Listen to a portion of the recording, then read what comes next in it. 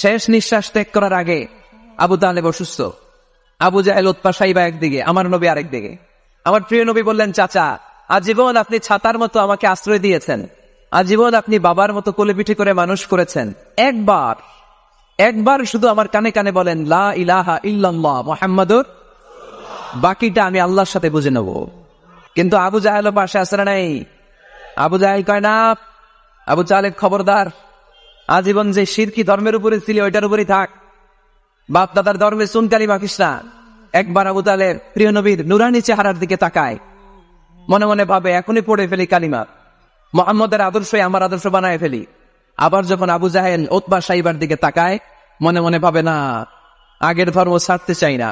এই দোটানা অবস্থা থেকে শেষ নিঃশ্বাস ত্যাগ করার আগে আবু তালেব এটা বলে মারা গিয়েছে, আলা মিল্লাতি আব্দুল মুত্তালিব, আমি আব্দুল মুত্তালিবের শিরকি ধর্মের উপর থেকে শেষ নিঃশ্বাস ত্যাগ করলাম।